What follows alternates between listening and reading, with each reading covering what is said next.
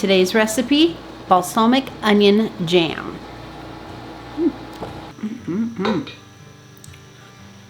That is so good. Hey everybody, welcome to the Hamakua Homestead. If you're new here, my name is Tiffany, and today we are water bath canning. I think that this not only would go really good on top of beef burgers, but I bet it would go really well with any kind of lamb, whether it's a lamb burger or lamb chops, anything like that. And then also you could try all kinds of other proteins and put this on there as well. Not to mention toast and bagels. We're gonna get right into it by cutting up 2 pounds of onions.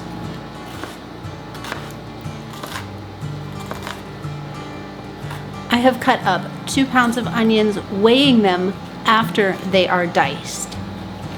Now you're gonna put that into a stock pot along with half a cup of balsamic vinegar,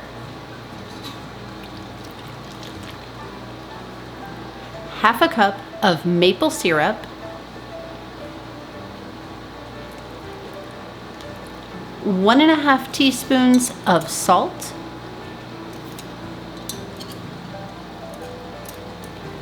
two teaspoons of ground white pepper.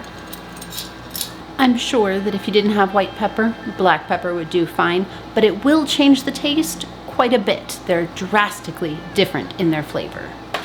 And 1 bay leaf. Cook this over a medium heat for roughly 15 minutes until your onions are nice and translucent. Now add 2 cups of apple juice and 3 tablespoons of classic pectin.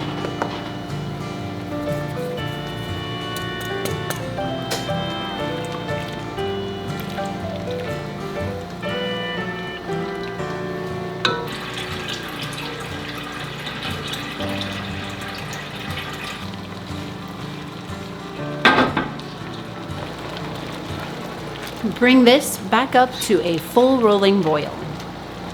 A boil that cannot be stirred down, stirring constantly. Now add half a cup of sugar, stirring it in to dissolve it. Return your mixture to a full rolling boil and boil hard for 1 full minute, stirring constantly.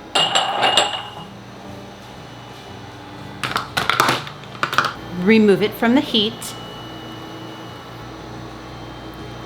Take out that bay leaf and skim off any foam if necessary. And now you're ready to jar up your jam. Jar up your jam.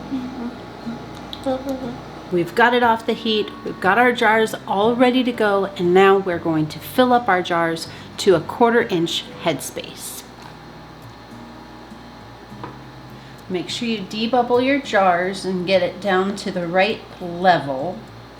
With the chunks of onions, it is proving to be necessary. It's not liquidy enough to skip this step. We're filled up to the correct headspace, and now we're just going to do the same with what should be 5 half-pint jars.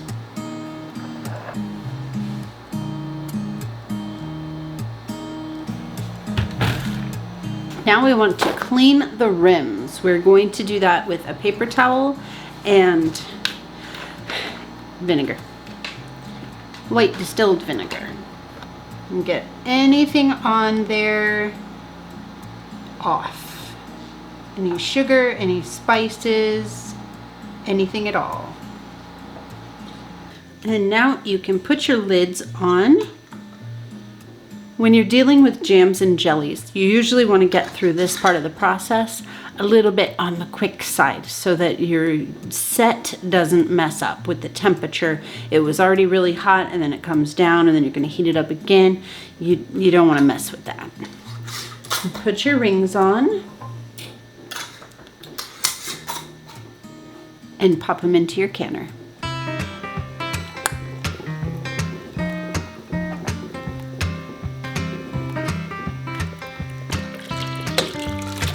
And now we're gonna wait until it comes up to a full rolling boil.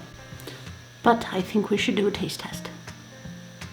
I've got a little bit here left in the bottom. Definitely not enough to get anywhere close to even half of another jar.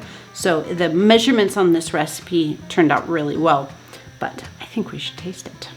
It's starting to gel a little bit just by being out and about and time, but it's definitely still very liquidy, but I think that we can get a good idea of what the flavor is going to be.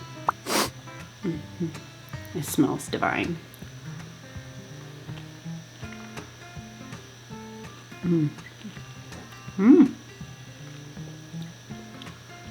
It's got a little kick to it. Oh yeah, I like that a lot. That's delicious.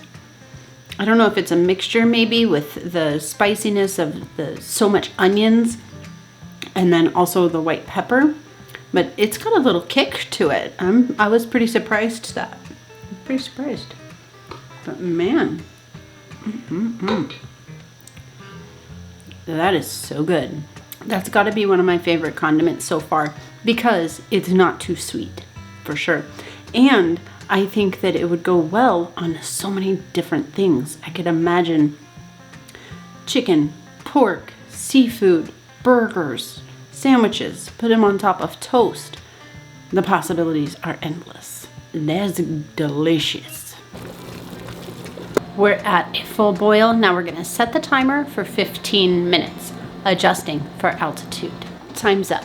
We're gonna turn off the heat and take off the lid. And now we're gonna leave it set here for 5 or 10 minutes. We don't wanna take it out too quickly because the air is cold and the jars are hot. Thermal shock, it's a thing. Now you can take your jars out of your canner.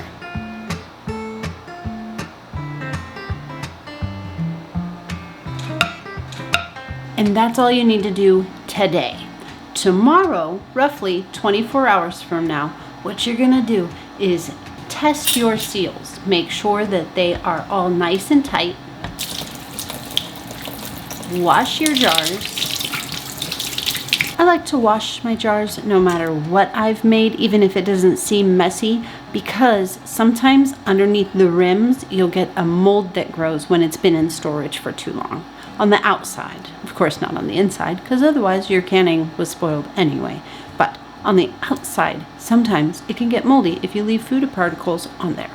Label your jars and put them up on your pantry shelf. I hope that this inspires you guys to get involved with your canning cookbooks. Just grab one and flip through until you find something that tickles your fancy. That's what I did and how I came along this recipe. That's gonna do it for today, you guys. Thank you so much for joining me today on the Hamakua Homestead. I'll see you again soon.